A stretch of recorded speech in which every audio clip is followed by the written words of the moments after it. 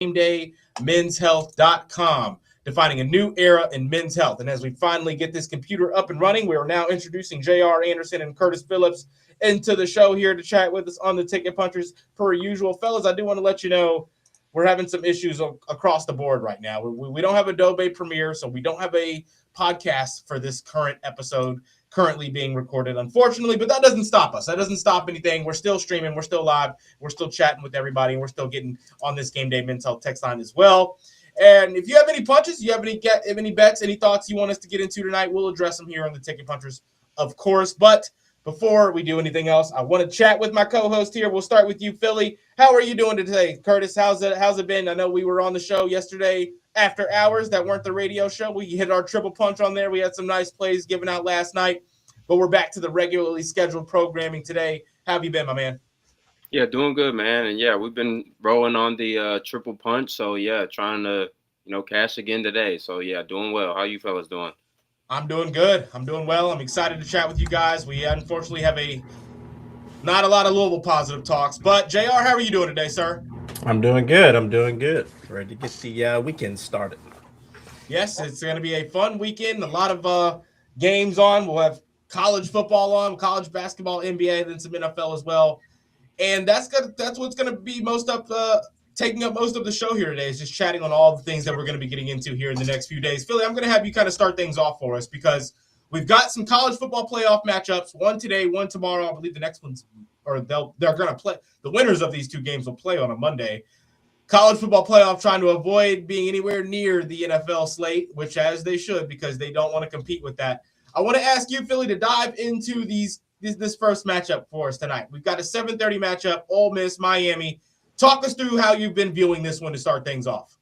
Yeah, I know we've been talking, vaguely throughout the week, on both of these college football playoff matchups. But yeah, this will be a strength-on-strength matchup with, Ole Miss and Miami. You have the Miami defense only allowing around 14 points per game, going against a hot, Ole Miss offense that, has scored 30-plus points in 8 straight games. So they've been looking well. Trinidad Chambliss and that offense, has basically got them rolling. So yeah, that's really the matchup that you're focusing on. You got to think, if it's a more of a low scoring game, then Miami's probably gonna, pull that one out. And you wonder, if it gets high scoring, will that Miami, offense be able to keep up with that, Ole Miss offense over there on the other side? But you have Carson Beck. He's been playing well, not turning over the ball. He only has, I believe, 1 interception his last 6 games. He's really only had to be,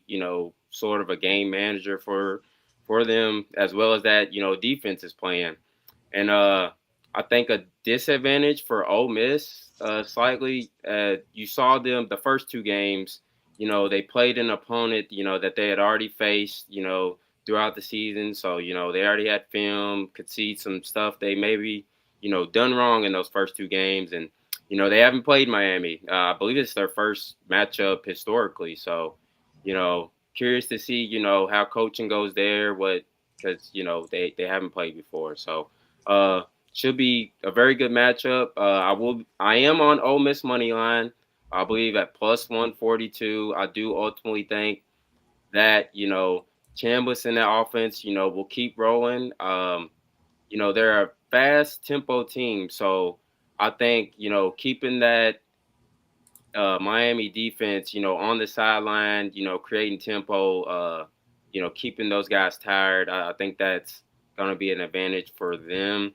Does where their defense isn't, great, but I just think that offense is, just too powerful. So ultimately, that will be an official punch for me. I do think Ole Miss makes it, to the national championship, and I feel like they have kind of a chip on their shoulder as well. With obviously Lane Kiffin leaving for a job he thought that was ultimately better.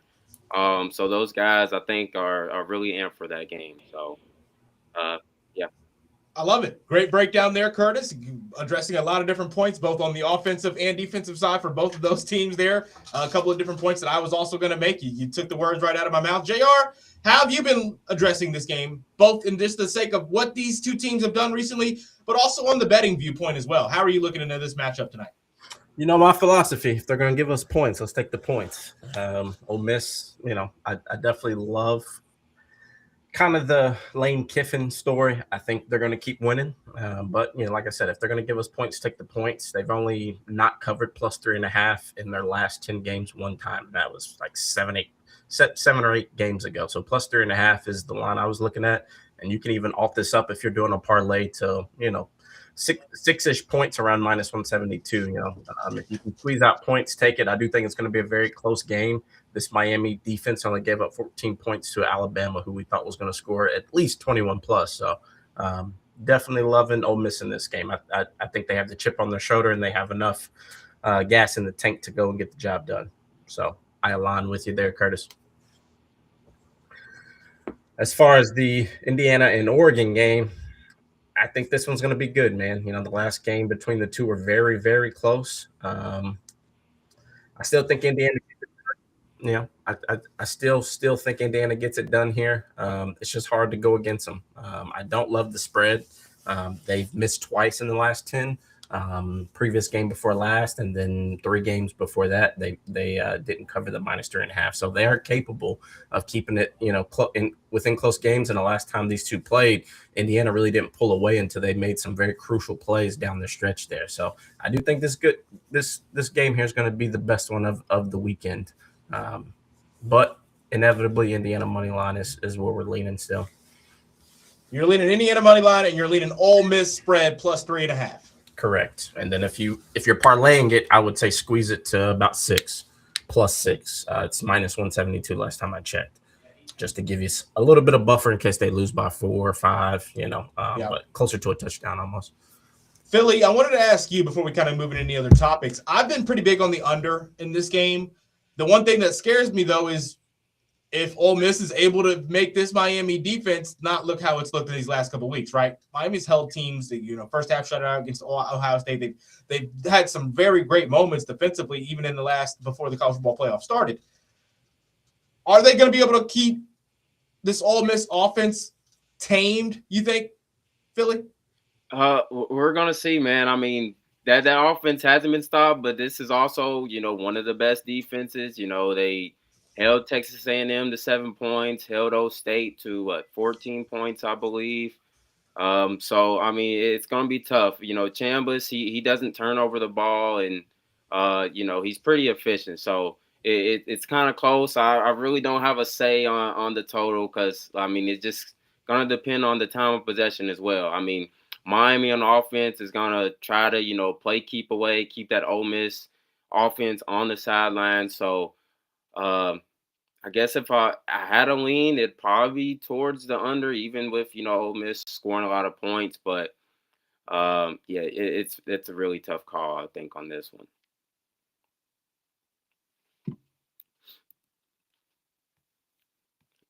I don't know if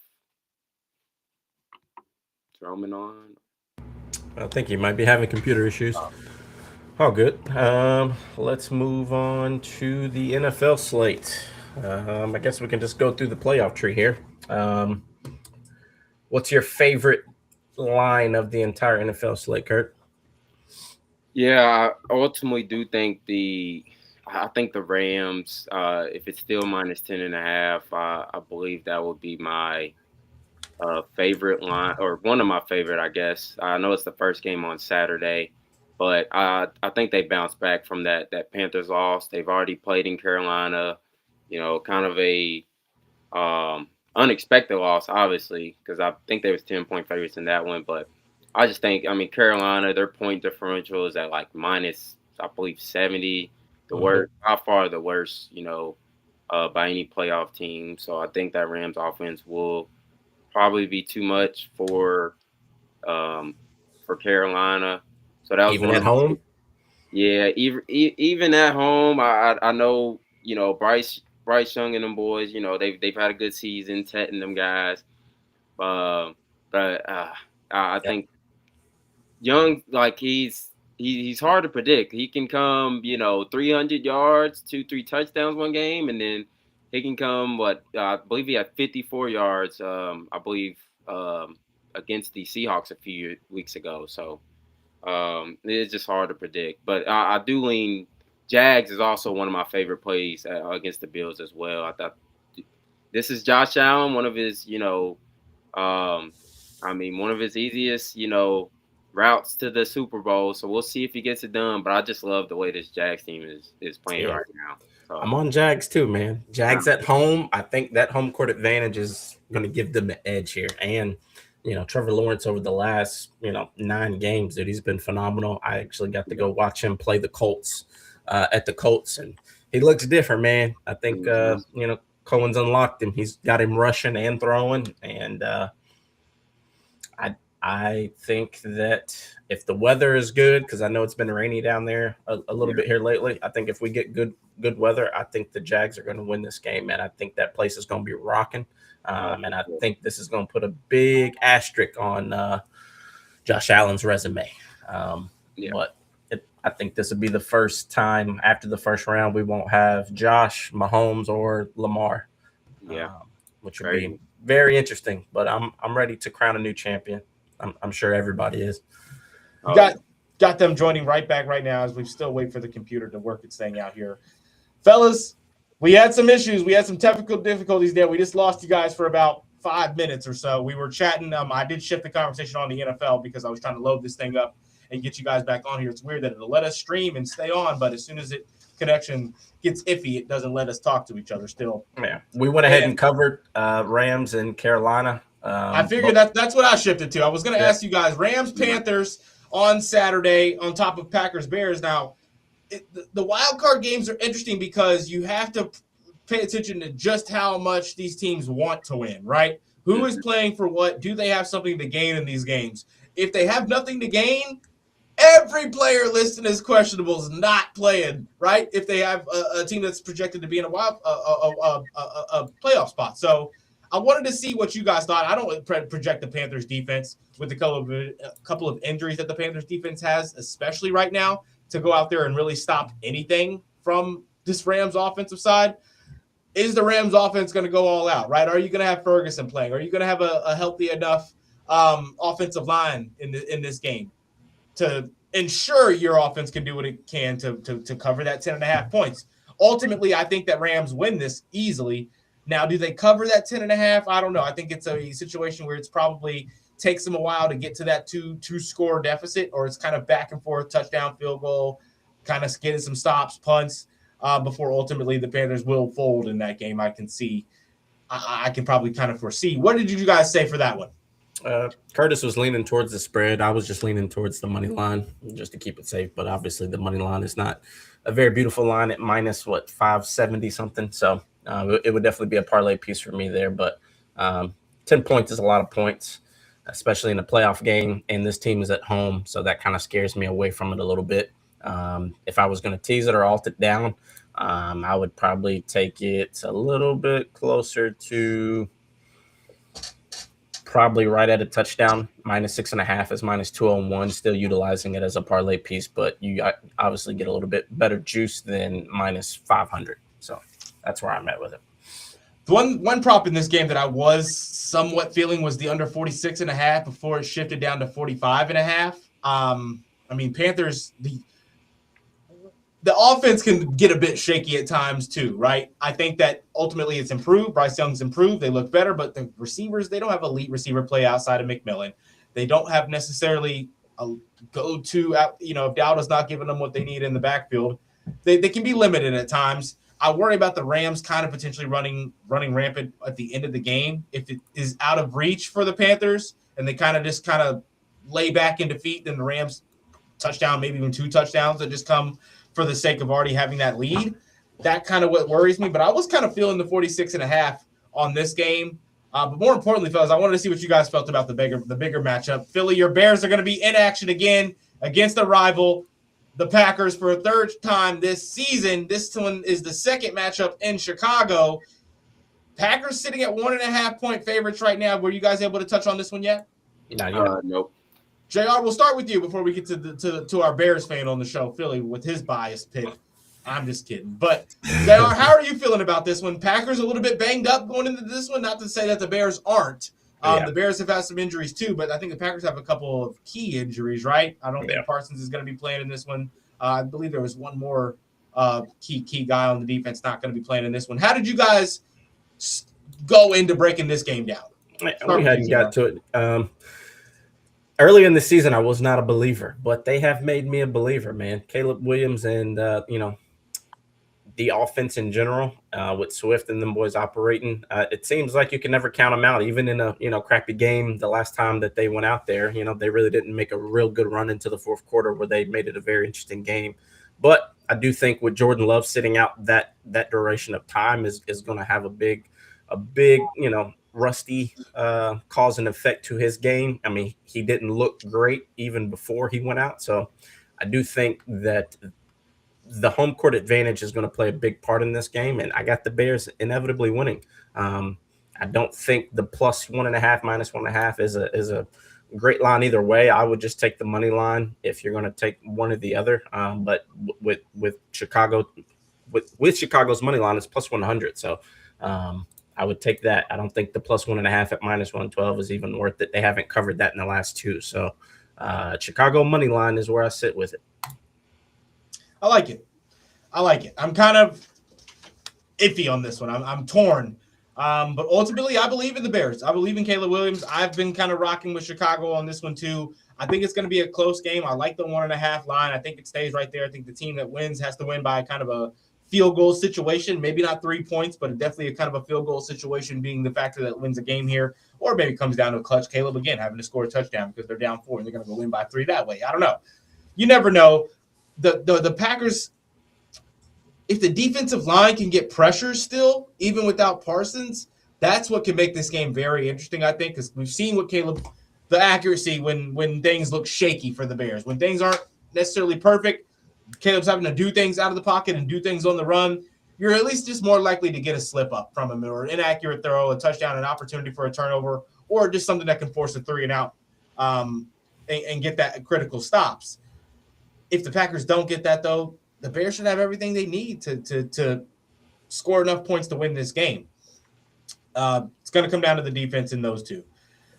Did you guys want to look into Sunday as well with the wild card? Some more matchups that we haven't been able to address. We've got about 6 minutes before we get out of here today. We got to get Curtis's take on his team now. You can't just skip him. Oh, we did. I thought Curtis. Go ahead, Curtis. I keep thinking you started there. I got you, baby. We're going to get you in here. It's all good. But, ultimately, I'm a little nervous about this game. Obviously, my Bears haven't been to playoffs in about 5 years, and this is our kryptonite. I do think we have the better team, but, you just never know what you're going to get from the Bears. But I do like the way, Caleb has been playing in, the second half of games. I think the Bears' key here is to, we got to start off fast.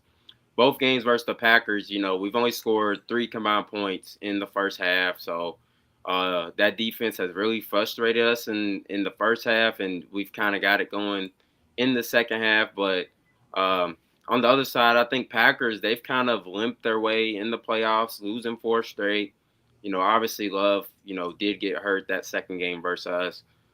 But, I do lean towards my Bears, no biasy, but I think if we start off fast and we kind of control the time of possession, something that they did both games, then I do think we win this game.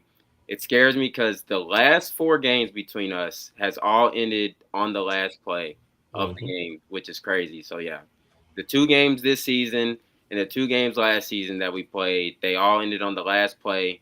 So you got to think, it's probably going to be the same thing here or, something in that area. It's going to be a close game.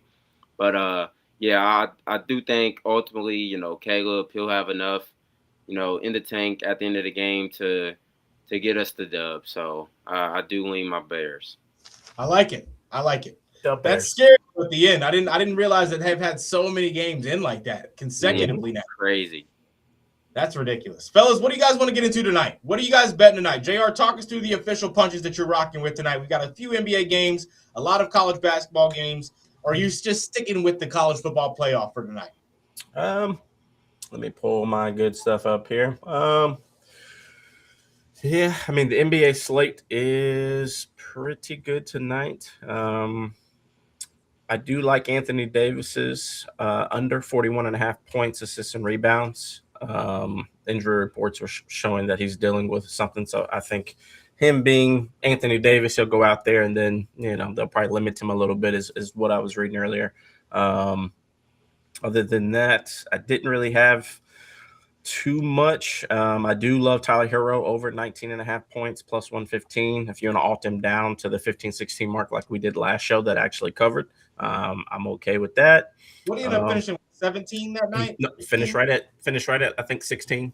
Okay. Yeah, we took him at 15.5. He covered for us, but he also didn't play the full game either. I think he was on minutes restriction still. Yeah, he was. And but he was the only one hitting the shot for him there in the second half. Correct. Let's see. And I also like Jaquez, for 15.5 points and assists, minus 110, going up against Chicago. What about you, Philly Picks? Yeah, this has been kind of a ticket puncher. We becoming a ticket puncher favorite here in Con Canipple. Took this same prop last week, over 17.5 points. It's juiced up today, though, at minus 124.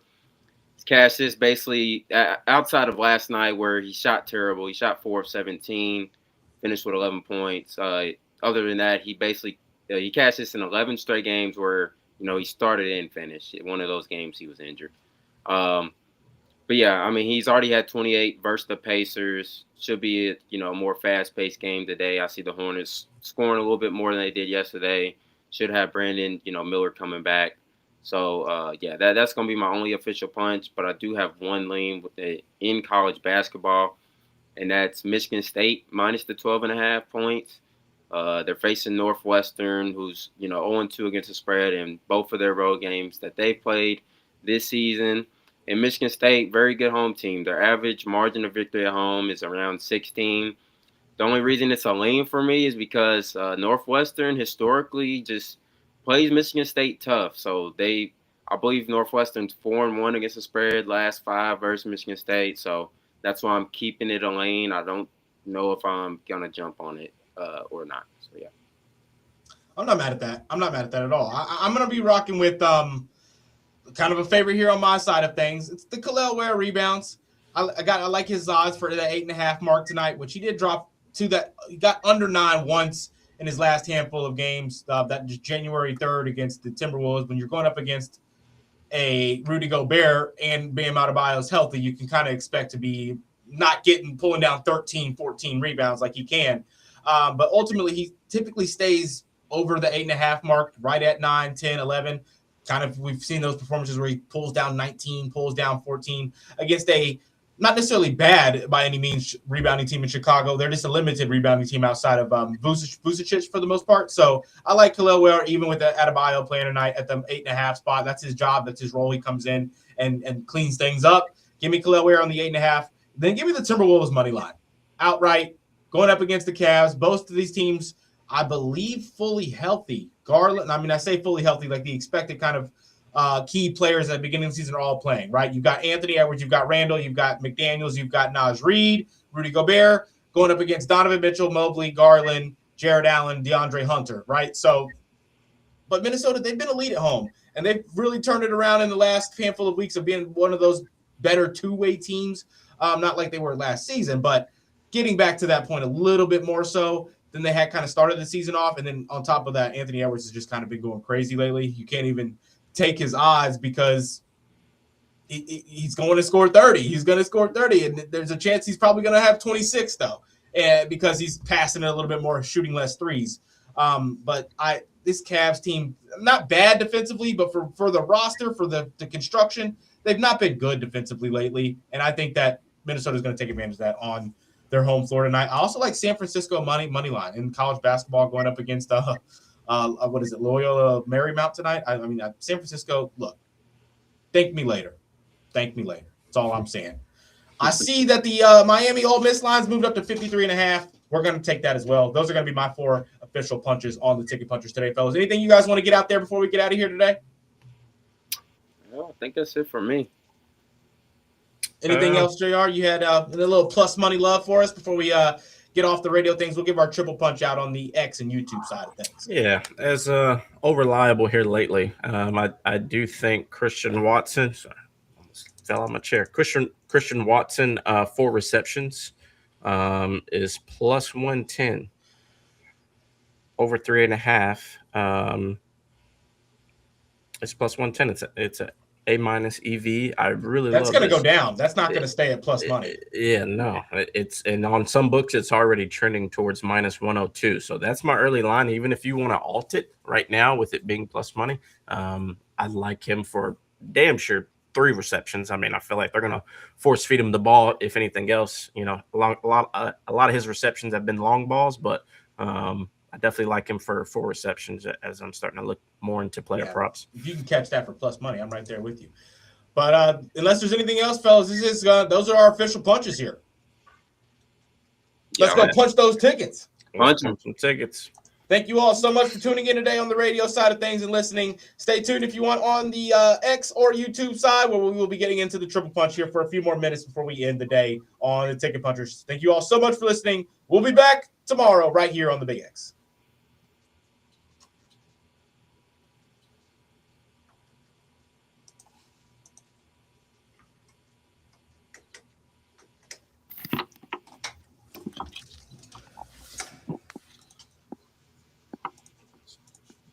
Yeah, unfortunately, fellas, we do not have a recording of any of that today.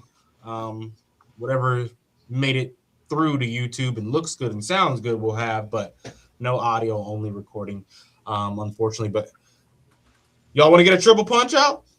Let's do it, man. Stay hot. Talk us through it, JR. Give me like 2 minutes. I haven't found the one I love yet. Well, no rush, no rush. If you have one you love, Philly, you can start us off. Yeah, give me 1 second. I'm sorry, just to finalize this.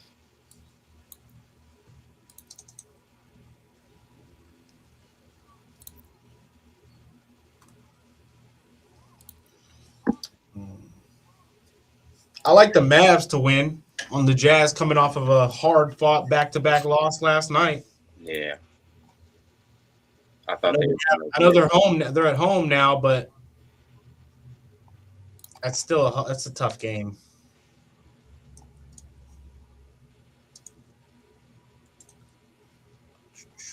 Oh. Okay, I'll go ahead and drop mine. I'll do Bam Adebayo, 15 plus points. I'm about to check the odds for that. It is minus 188. So like he hasn't been playing well. I think he's only got this once in his last 6 games, but historically, you know, pretty good versus the Bulls. They give up the 4th most points to center, and he's hit this in at least 5 straight games versus the Bulls. So I think he can do that again tonight. I like it.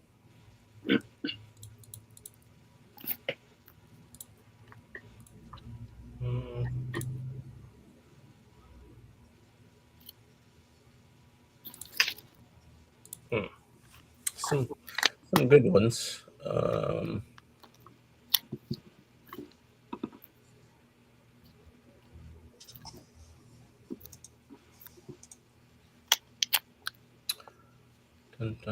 Who are they? Minnesota versus Cleveland tonight. That's gonna be a good one.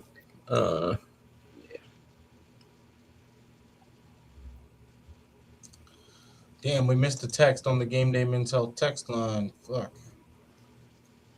Teacher, Dave Teacherville from Jeff said, this is a weird play, but I like the under in both college football games, although I like the over 200 passing yards, especially tonight. Plus, Jeff to beat New Albany tonight, of course. Yeah, I forgot they're playing tonight. Yep. I used to go to those games, man. Yep. Let me make a quick phone call really fast, fellas. If I wasn't sick, I'd be going. You sound a little better. Yeah, I'm getting there. Probably got about one more day, and then I'll be back full strength.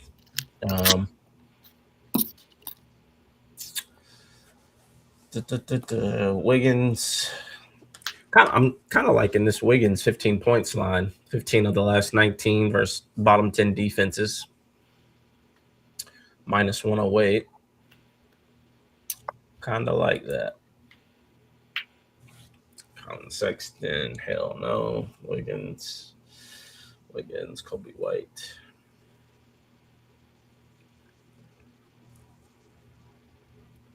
I swear, man, like I feel like everybody's like PRAs, PAs, PR, like everything is so inflated this season. It's ridiculous. Like I've never seen lines for like role players like so heavily just garbage. It's insane to me. The books know, like they've definitely got sharp with their lines. Like if it's a good, even if the hit rate ain't good, like Bam's points is at 16.5.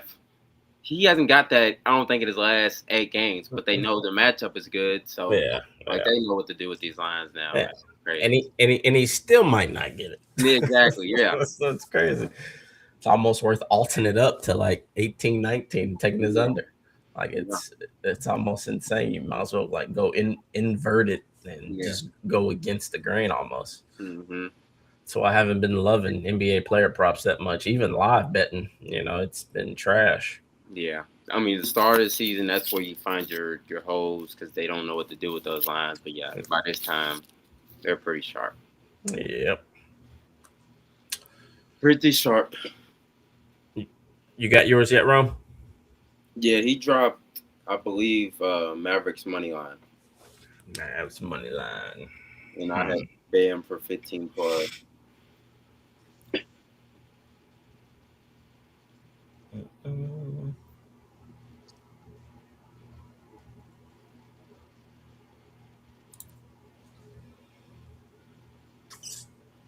I got it. I'm going to go DeAndre Hunter over 11.5 points, minus 132 currently right now. They got some injuries. Dean Wade is out. Jalen Tyson is probable with the illness as of 7:03 p.m. yesterday. I like this. He's only been under this line twice in 10 games. He's 80th percentile. His last game against Indiana, he had exactly 12. So with increased minutes and them going up against Minnesota, I think he's definitely due for a couple threes and be the glue for the offense. Lord knows they need it. So that's my triple. DeAndre Hunter over 11.5, and then Roman took Mavs money line, and then yours was Con Knipple 17 points. That was an official punch. Bam 15 plus is my 15 plus Bam. Okay, triple. I like that. Let's see. Where's my notepad? That way I can build us a. What was your first official? I know you had Heroes over 19.5. Go back to it.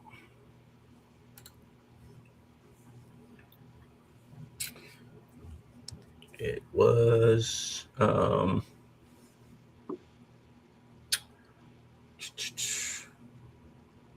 Andrew Wiggins, 14.5 points, minus 108.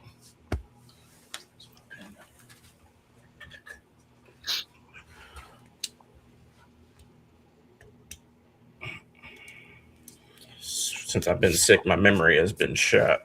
Yeah.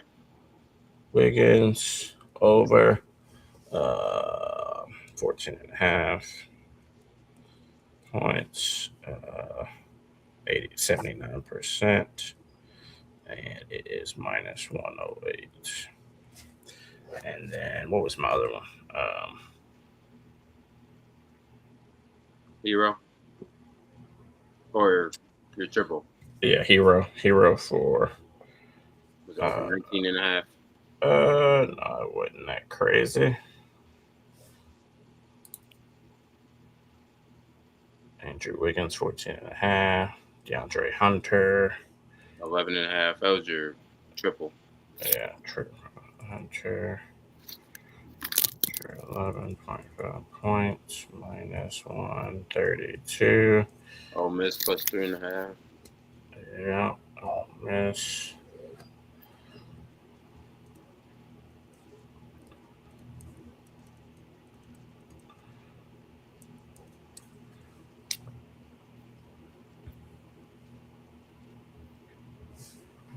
Trying to find what that damn line was. I forget. I can't think off the top of my head.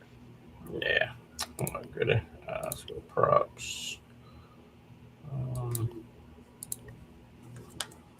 Oh, I know why, because I saved it on here.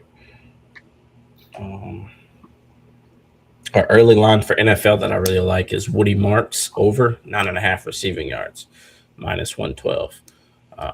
The line is really good for that right now. It's like minus 102. Monday night.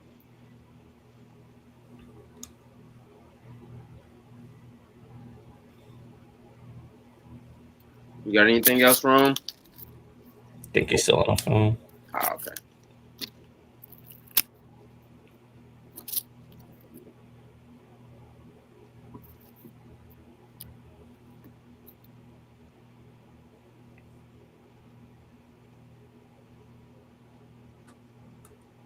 Man, Najee Marshall has been balling.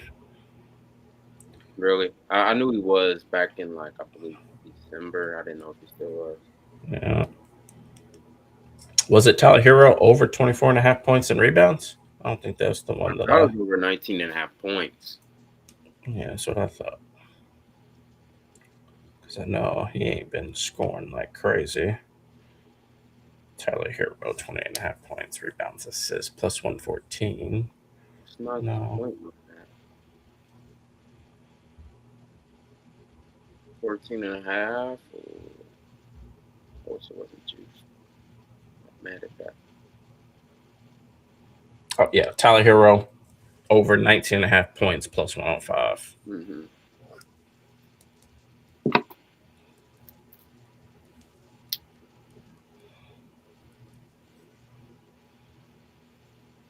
Yeah, almost any prop versus the Bulls. I mean, these guys play no defense. Yeah, the bottom 10 in defense in the league. Yeah. I like it. You got anything else? So for me tonight, going light, really waiting on these wild card games. Honestly, man, I can't wait. Yep, that's where the money's at. What's up, fellas? Sorry about that. I had to make a couple business calls here about tomorrow's work day. You good, brother? Did you guys start your triple punch? Yep. What did we come up with? You had Mavs money line, right? Yeah. Yep. I came Bam 15 plus points, and JR has DeAndre Hunter over 11.5 points. All right. I like it. Let me lock that in. Yeah. Mavericks money line, DeAndre Hunter over 11.5 points, and Bam Adebayo 15 plus points. I'm about to come up with the odds for you guys. Bam. Trying to make it 3 straight days. Hey, we've hit 3 in a row. About to. 2. I feel like we ain't even been trying for real. We're just getting the year started. The one was impressive. The plus 490, whatever it was. That one was impressive. Tuesday night, yeah. Because whichever one of y'all took the Oklahoma shit. State, me. Yeah, I was like, I don't know about this. I was like, yeah. Well, I went to sleep because I wasn't feeling good. I woke up. I said, and I saw Roman sending stuff in the chat like this. Mm-hmm. This damn thing's about to bang. I was like, well, I'll be damned. Yeah, we've had 2 in a row. 3. This is trying to hit 3 in a row now. Yeah, Liz was our special guest yesterday, and he came. I forget his pick yesterday, but the Lauri Markkinen, 23 plus points. Yeah, nice. But yeah, Lauri's been balling. I just wish they could get his ass up out of Utah. Oh, I know, man. Get him out of there, man. I kind of wish that the Bulls wouldn't have moved off of him. Oh yeah, him on the Bulls now. That'd be somewhat of a scary team, I'd say. Like back in the East, yeah. Him and Levine. Oh even though his bum ass can't stay healthy. I know. I watched him come back in the Sacramento game the other night. I'm like, dude, this dude has all the talent in the world, but just cannot stay on the court for a full season. My coworker, shout out to Justin Kalen. He rocked with us on everything. Nice. He rocked with these. So he's listening to the show. He just placed this parlay. He's got Hero for 15 plus, Kalel Weller for 8 plus, Con Knipple 15 plus, Anthony Edwards under 41.5, Minnesota Timberwolves money line, Michigan State money line. I love it. Anthony Edwards under what? It's a combo. Is that PRA line? I meant to say Anthony Davis. Sorry. Davis. That's what I was saying. Listen, under 41.5 points, rebounds, and assists. Okay, yeah, I like that. What's the odds on that? I can't see it.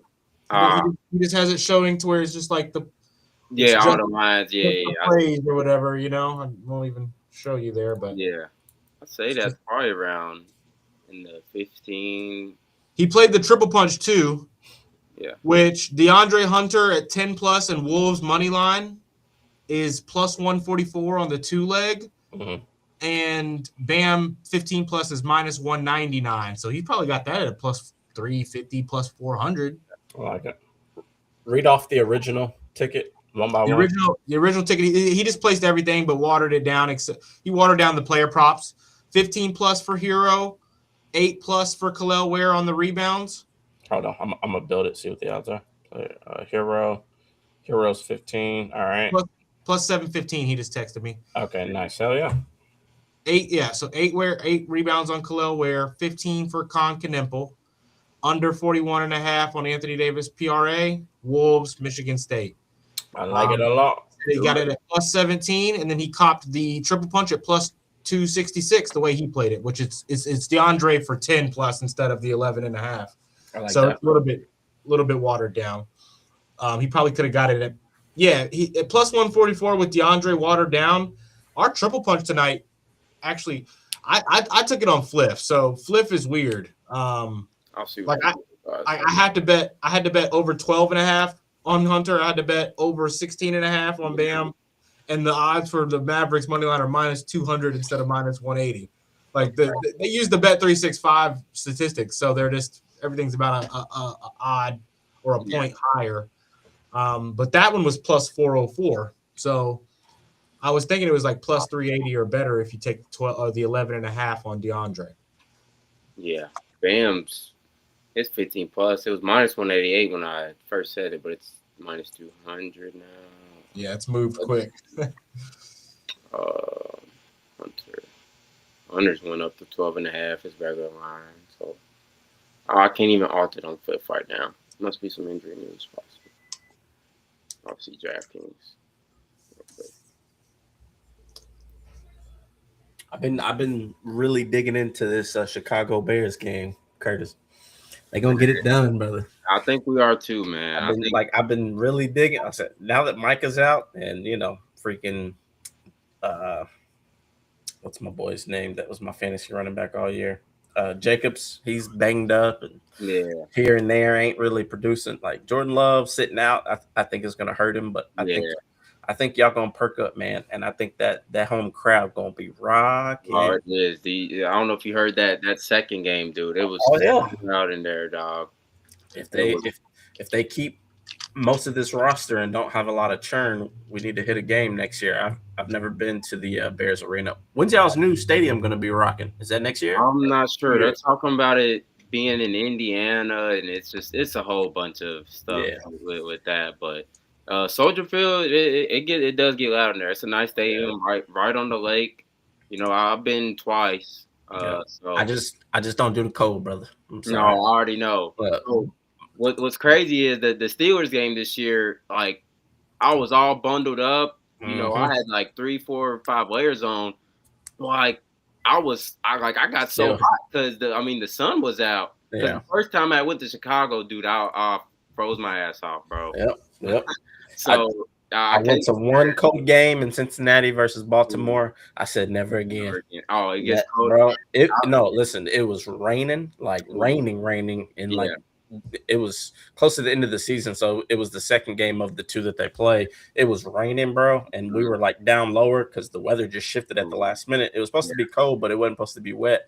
Right. I'm over here in the damn North Face, like fabric jacket. Oh, it's just catching every droplet falling out of the sky. So I was like, never again. Yeah. So even if the Ravens play Baltimore and I got a 2-month heads up notice, I ain't going. Especially anytime after like November, I ain't going.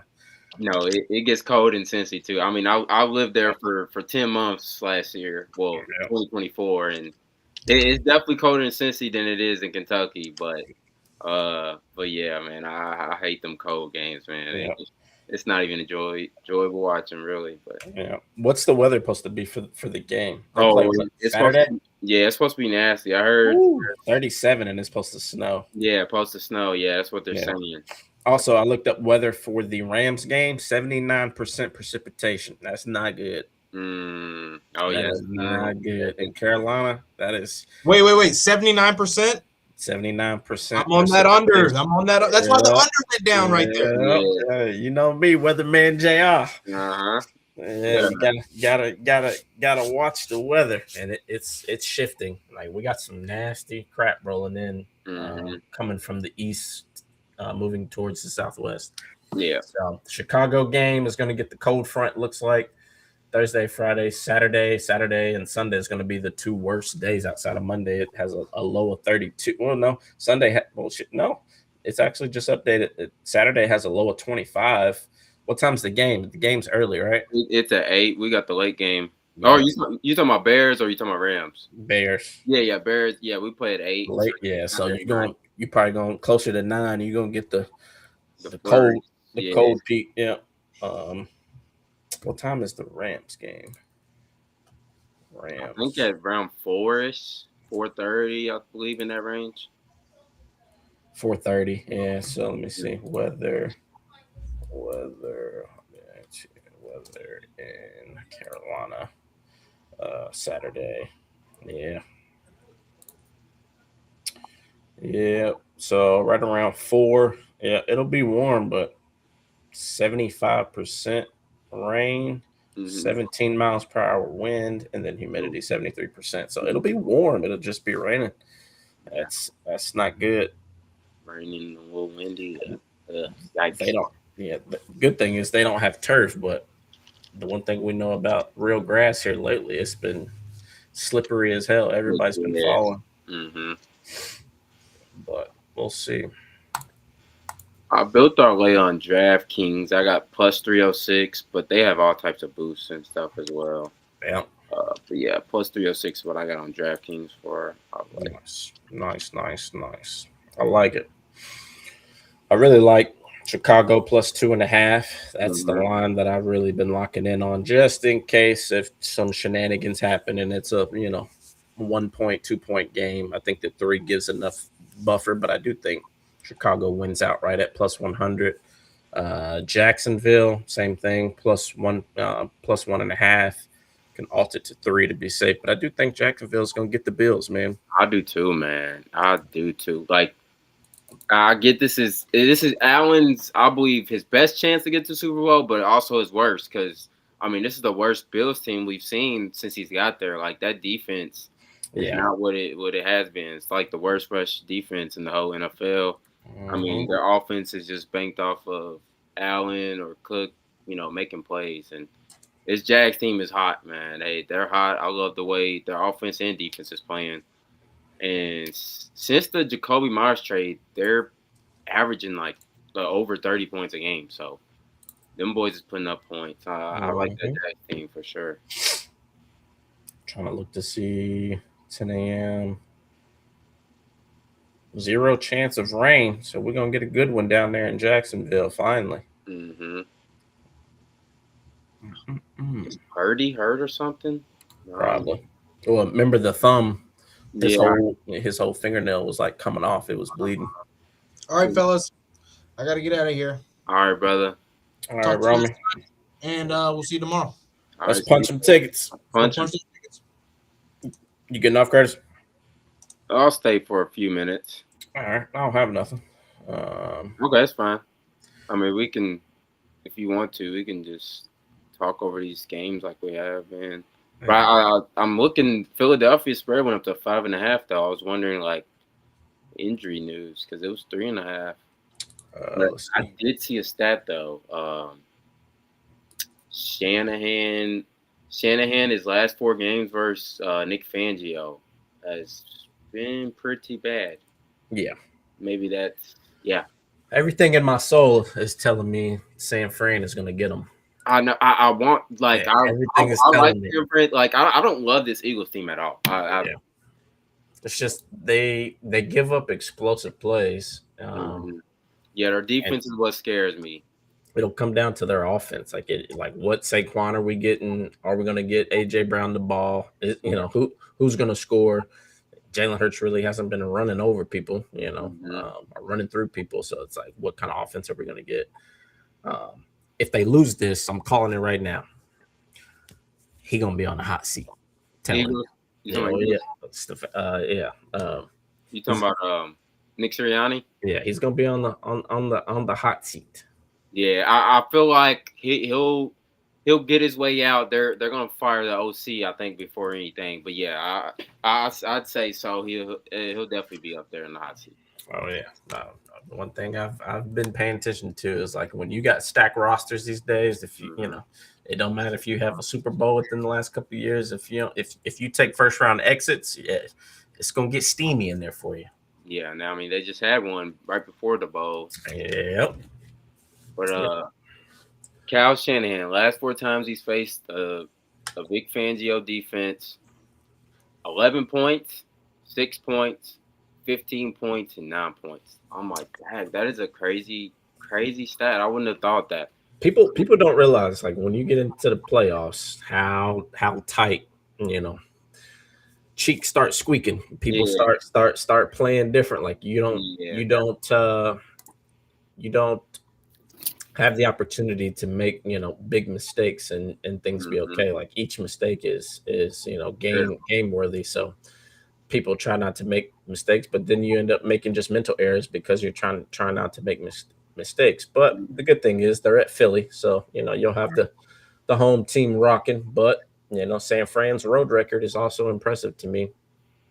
Yeah, I mean they proved people wrong all year. I mean, nobody was really talking them to the last few weeks, honestly. Mm-hmm. Yeah, I do like them on this team.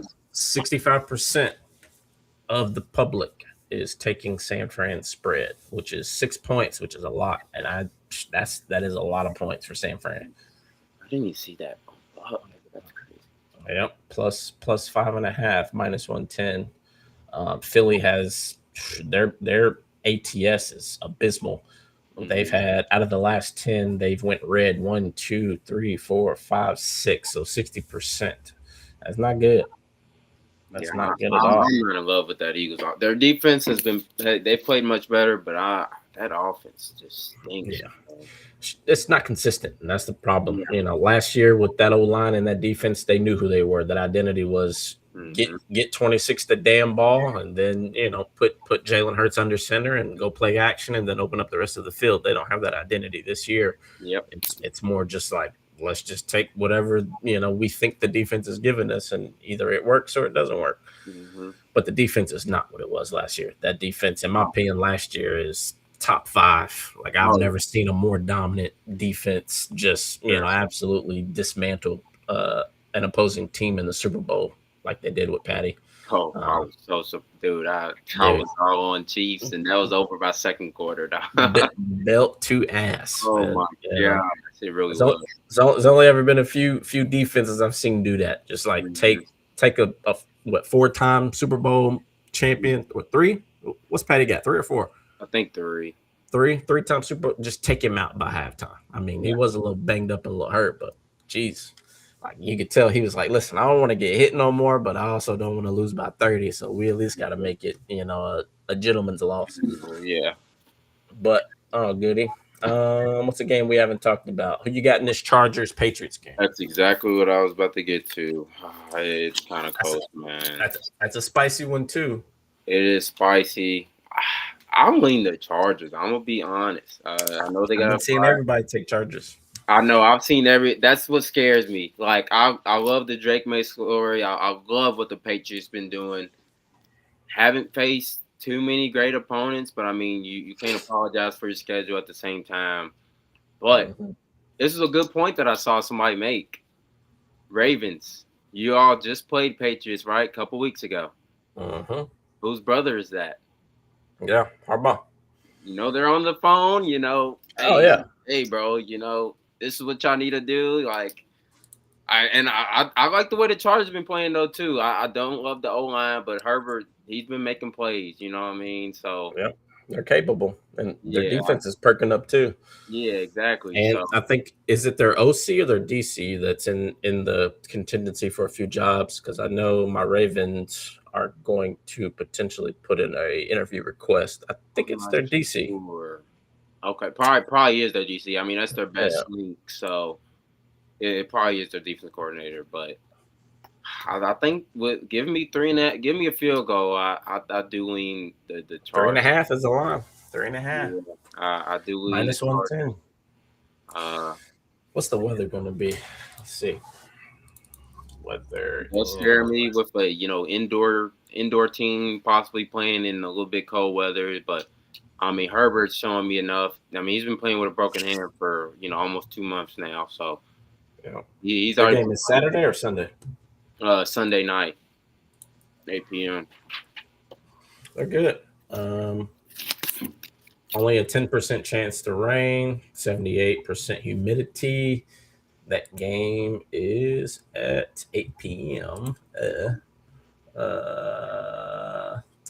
It'll be in the 30s, but solid football weather.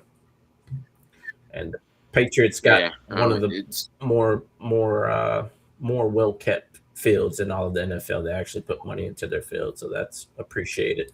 Unlike some of these teams that just plug new grass in the middle of the field, but say the hell with the sticks.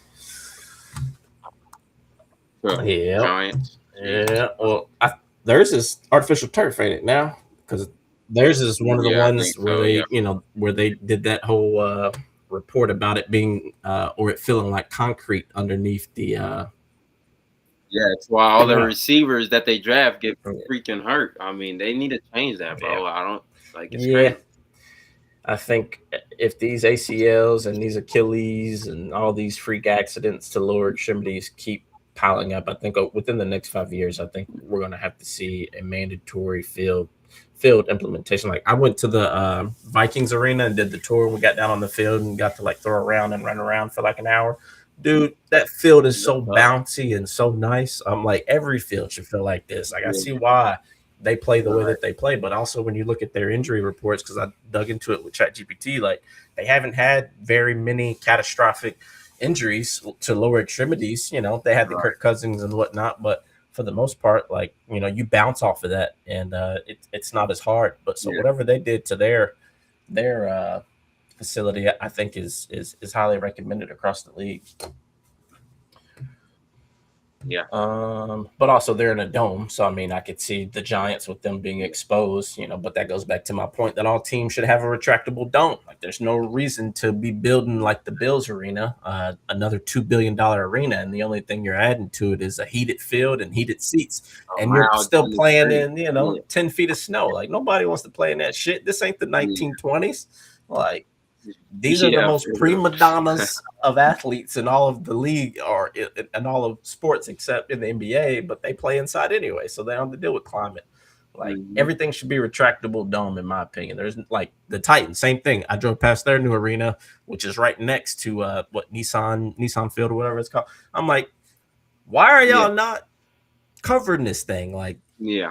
Y'all already trash. So how the hell you gonna put asses in seats if it's cold, raining, and you trash? It's just if I'm a billionaire, bro, I'm covering my dome, or at least making it a retractable roof, like Minnesota, like the Colts. It's a much better experience, especially in winter months. But I ain't gonna say nothing about your Bears because they're actually good. They're not trash anymore. So not anymore. But we'll see what they do with the stadium. Yeah. But last one, Houston Texans versus Pitt. Is A-Rod gonna get sent to the showers one last time, or Hey, can Houston get him? I've been on this Houston train for probably a little over a month now. I mean, I said that's my Super Bowl pick. It's been my Houston. Super Bowl pick. So I ain't gonna lie, Houston versus Seattle, that game would be that would be tremendous crazy. on defensively side, but also offenses. I think would be very, very competitive as well. Yeah, first and second, defenses overall. But I mean, I don't think A-Rod's gonna be able to do nothing on this defense. If I'm being honest, I don't know how they put up consistent scoring. Like they're not at all. Like defense travels. So yeah, I mean they're adding DK back in, but like they have no run game. And Jalen Warren was my running back for fantasy, which was the most egregious mistake I've ever made in fantasy in my life. Because outside of getting little chip and dunks and all that underneath shit that they run, he didn't do anything in the run game. He didn't do anything against my Ravens, and he damn sure ain't gonna do anything against this front. So they're gonna have to do the same philosophy that they did against the Ravens and hope that DK can help them take the top off the defense. But I don't know, man. I think A-Rod is capable if he turns into that, double check A-Rod. But I don't know. Like I think that pass rush is gonna be on his ass. So if this was A-Rod, oh my bad to cut you off there. Very good. Good. But if this is A-Rod 5 years ago, he's mobile. It's a little different story. But A-Rod, that's more stationary. I don't think you're not getting much down the field. Like this Texans defense is like literally stout. Like them in Seattle, like you ain't getting much on them. So yeah. I mean, I think in my opinion, -3 is gift wrapped. But even the money line for Houston is -155 on DraftKings. So I'd love that on the money line. Just unleash on the money line. Yep, 61% of the bets towards Houston on the money line. 48% of the money is actually going Pittsburgh there. Very, very quietly. And then spread, 61% of the bets are on Houston to cover the spread. And then 55% of the money for the public is on Houston as well to cover the spread. And then both percentage of bets and percentage of public money are going heavy on the under. 64% and then 81% almost. Damn. Yeah. So I can see going under because I don't see Steelers doing much, and Houston's offense ain't great. I mean, CJ Stroud just really has to be a game manager though. When they allow under 20 points, they're literally, I think, unbeatable. They might only have one loss when they've allowed under 20 points too. And the Steelers, they ain't won a playoff game in almost 10 years, so. A lot of people think just because Tomlin and A-Rod and them beat out Harbaugh in the Ravens, which inevitably got Harbaugh fired, but you remember they both were on the hot seat. I think if they take this loss, I still think Tomlin potentially is on the hot seat, brother. I don't think he's off because, I mean, you still have to deal with the A-Rod potential of walking away. Who the hell do you have in the pipeline? So next season has the potential to just be another hired gun. Who do you bring in? They have money to throw at stuff, but it's just like they haven't had a quarterback since Big Ben. And now you got A-Rod and he's 40, 41, 42. It's like you're going to be right back in this position with a roster that is old as hell, in my opinion, with no run game. And your O-line is not great, We'll see, man. I hate the changing of the guard and Harbaugh and Tomlin, but a lot of people forget that Andy Reid got fired from Philadelphia after doing what he did there, and he ended up drafting Mahomes and going to Kansas City, and he's right back on top. So I do think change of scenery is still the best thing for a lot of coaches, but a lot of rumors of Harbaugh going to the Giants, and I don't know who the hell we're gonna get in Baltimore, but I'm scared shitless. I bet. Nobody's proven, man. I don't feel like it's a lot of options, and it's literally like around 9 head coaching positions right now. So it is scary. Like they had, Harbaugh's most likely going to get the Giants job if he wishes. Like that's the top piece on the board for everybody except us, obviously. But I heard Miami. I heard talks of him in Miami as well. Yeah. After today with McDaniels. I ain't gonna lie. Oh, did they fire McDaniels today? Yeah. Nice. I didn't see that. I've been asleep all day, sick as hell. But no, yeah. Hey, I ain't gonna lie. I think McDaniels, he's not going to get another head coaching job this season, but whoever comes into Baltimore, if we could get him as OC and put him with LJ, listen, great OC, dog. I'm telling you. Listen, when he doesn't have to make the big high pressure calls and game management, he can just run off, bro. He is in that category, in my opinion, with Shanahan, Andy Reid. I definitely agree. Your boy from LA, help me. McVay.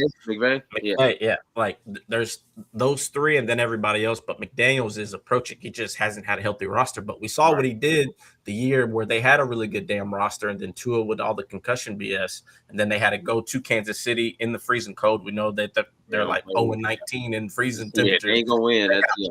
But that roster, when it was constructed and healthy, they were whooping ass. And so you pair him in Baltimore with that offense and let them do some tweaks, I think we're gonna be solid. But I don't know who we're gonna get, man. Like everything in my soul wants to say we need to go get Brian Flores to revamp the defense and bring back Ravens culture. But at the same time, it's like he really didn't do much in Miami. Like, he did turn the defense around. He was a top 10 defense. They've been a top 2 defense in Minnesota the last 2 seasons. But outside of that, it's like still not proven. The only thing we've noticed is that when shit goes bad, it turns into a lot of drama. But interesting play out. Well, I like McCarthy. He's on the big board too, but nobody's like showing him love like that. Like, I heard New York's maybe supposed to be interviewing him. Giants. I forgot. I didn't see that. Yeah, Harbaugh and McCarthy are the 2 big pieces on the board. But since McCarthy sat out all this season, which is his first off season in like 50 years that he didn't be involved, that he hasn't been involved in football, like I think it's 1 and 2 off the board. But everybody keeps wanting to go with these experimental coaches that have been OCs. I'm like, that ain't the way to, in my opinion, the best team to be wanting to interview for, no bias included, just looking at talent, of course, is the Ravens. So it's like after that, I think it's Atlanta right after that. Yeah. Atlanta. Then I would say with extreme upside is Miami. You're talking about location. You're talking about, state income tax, stuff like that. Baltimore is definitely the best position. I think Atlanta is really sneaky good because, like, bro, they have the pieces on offense and defense. I think they just need that right coach to get them guys. Like, they literally have the personnel. Just maybe their quarterback, they're still, trying. That's what I was about to say. They dropped the ball on that big time. Yeah, probably so. But I think somebody can get Penix right, man. Because you saw without the injury. Well, that is a big part as well. He is proven to be injured, even back to college. So that right there, single-handedly, is what got GM and coach fired. You can't draft a guy that's had 13 knee blow-ups, especially that high. Yeah, and then right before that, you went and got Kirk Cousins, and he got all this money, and then 4, 5, 6 games in, Kirk gets benched. And then Penix comes in. Penix plays, and then he still goes down with a knee injury. You make yourself look like very incompetent people, and then that's the shit that gets you fired very easily because you still ended up coming right back to who you gave all this damn money to. And now you have a rookie who already had knee injuries that you drafted with, a top 20 pick? What do you go, 17, something like that? Who, Penix? Yeah. I think 9. Oh, yeah. So he went real. 9 or 8. Yeah. I think I'm thinking about Dylan Gabriel at 17, which is another dumbass quarterback conundrum there too. But yeah, man, it's very. But yeah, I mean, the Atlanta Falcons roster is very stacked. I don't like Kurt. Penix is unreliable. I think he has maybe one more shot at it before. Yeah, I agree. Teams could just sit him as almost like a utility man until someone gets injured, but I don't see him ever signing like a big boy contract, man. Yeah. Just because of the the knees. It's sad because watching him at Washington and just seeing the potential and him being a lefty, like, oh, I know. Yeah. Like you don't see it very often, but he has all the talent in the world. He just needs two new kneecaps, brother. Yeah, at this point. He needs 2 new kneecaps, but I agree with you. But let's go punch some tickets, brother. Yeah, let's punch him, brother. Right, you on tomorrow? Yeah, I'll be here tomorrow. Shout out to everybody watching on X. We got 22 in here live. We'll push out some live plays here, and we'll see you guys tomorrow. Yes, sir. Let's punch him. Let's punch some tickets, brother. Be safe. All right, you too, man.